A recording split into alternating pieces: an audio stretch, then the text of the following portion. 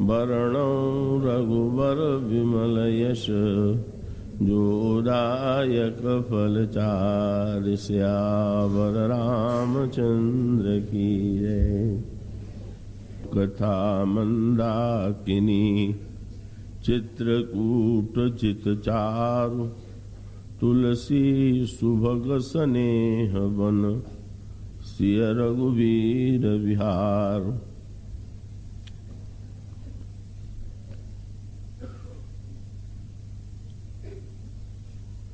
भगवान श्री राघवेंद्र ने अयोध्या से निकल करके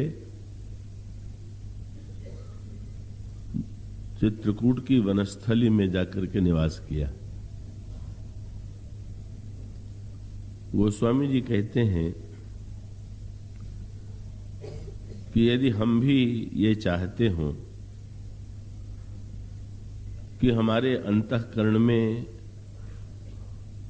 प्रभु सदा सर्वदा के लिए निवास करें, तो हमें अपने अंतःकरण को ही चित्रकूट के रूप में बदल देना चाहिए। और चित्रकूट में जो तीनों वस्तुएं हैं उसे गोस्वामी जी कथा प्रसंग से जोड़ते हैं। उन्होंने ये कहा कि चित्रकूट में जैसे मंदाकिनी नदी बहती है, इसी प्रकार से श्री राम की जो कथा है वही मानो मंदाकिनी। और चित्रकूट में जिस पर्वत पर प्रभु निवास करते थे, वो जीव का जो चित्त है वही चित्रकूट है। राम कथा मंदाकिनी है। और उसके साथ साथ जब चित्त की एकाग्रता से कथा रस का श्रवण करते हुए हमारे हृदय में प्रेम का संचार होता है,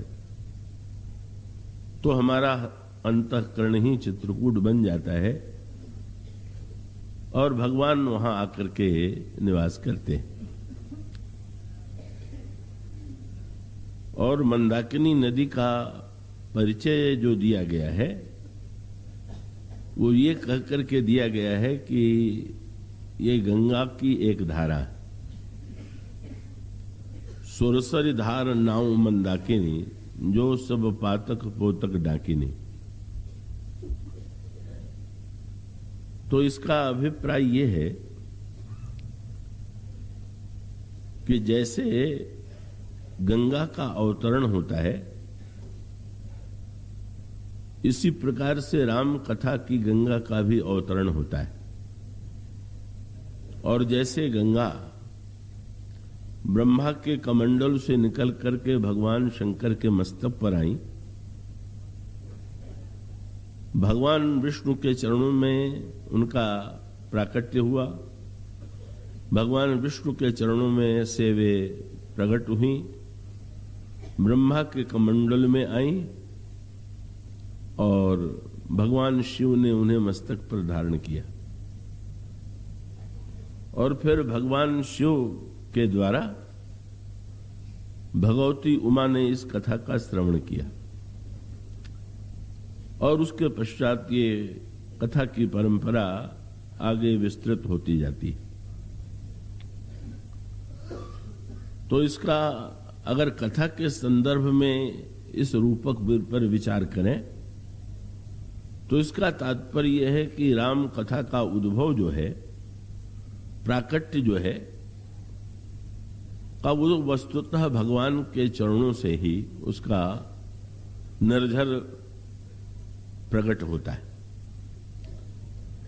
और भगवान के चरणों से प्रकट होकर के ब्रह्मा जो बुद्धि और विचार के बुद्धि के देवता है, उनके विचार के कमंडल में अनुराग का जल भरा हुआ है।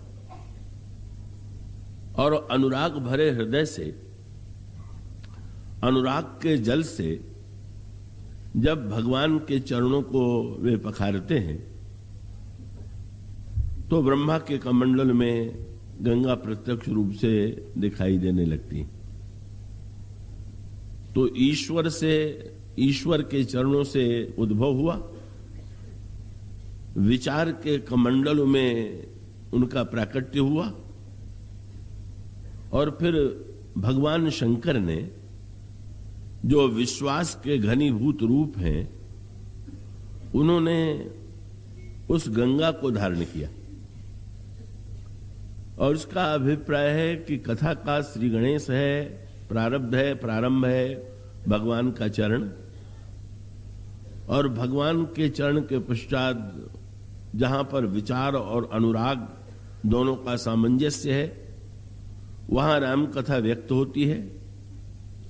और फिर श्रोता जो है कि जब शिव के समान उसे श्रवण करता है, और इसका अभिप्राय यह हुआ कि विचार के द्वारा जो कथा कही जाए, वक्ता विवेक की स्थिति में बैठ करके, विचार की स्थिति में बैठ करके कथा कहता है, और श्रोता यदि सुनना चाहे तो उसे विश्वास में स्थित हो जाना चाहिए। और विश्वास में स्थित होने के पश्चात जैसे भगवान शंकर के मस्तक पर पहले गंगा आती है और फिर भगवान शंकर के हृदय से गंगा की यह धारा, राम कथा की गंगा, कवे गंगा जो है वो तो भगीरथ की प्रार्थना पर नीचे की ओर उतरती हैं, हरिद्वार, प्रयाग और गंगा सागर तक की यात्रा करती हैं, लेकिन कथा की गंगा का उद्भव पुनः हुआ। भगवान शंकर ने तो उसे मस्तक में पूरी तरह धारण कर लिया, और बहुत कल्याणकारी सूत्र है। और उसका अर्थ क्या? भगवान शंकर के मस्तक में, भगवान शंकर की जटा में गंगा समा गई। ये बड़े महत्व की भाषा है। और इसका अभिप्राय यह है कि वैसे अगर किसी के मस्तक पर धारा डाली जाए तो इधर से जल गिरता जाता है और उधर नीचे की ओर वो बहता चला जाता है, टिकता नहीं। लेकिन जब भगवान शंकर के मस्तक पर गंगा आई तो जटा में समा गई। और श्रोता के लिए ये बड़े महत्व का संकेत है कि कथा की गंगा जो आपके सिर पर गिर रही है, वो सिर में समा रही है कि बाहर बहती चली जा रही है। इस दृष्टि से विचार करके देखें तो अधिकांश श्रोता तो यही अनुभव करते हैं कि जैसे वे एक और श्रवण करते जा रहे हैं और बुद्धि से श्रवण कर रहे हैं, पर बुद्धि से श्रवण करके भी उसको ग्रहण न करके बस उसी समय तत्काल वो कथा सुनी, सुनते समय समझ में भी आई, लेकिन बाद में उसका प्रवाह बाहर की ओर हो गया।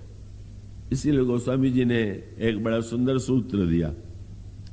उन्होंने ये कहा कि जैसे जल है, तो उन्होंने कहा कि संत जो है मेघ है और वेद और पुराण समुद्र है। तो वेद पुराण के समुद्र में यद्यपि अथाह जल भरा हुआ है, लेकिन जैसे समुद्र का जल खारा प्रतीत होता है, सबके लिए वो पीने योग्य प्रतीत नहीं होता है, इसी प्रकार से वेद पुराण का अध्ययन करना और उसका रस ले पाना सबके लिए संभव नहीं।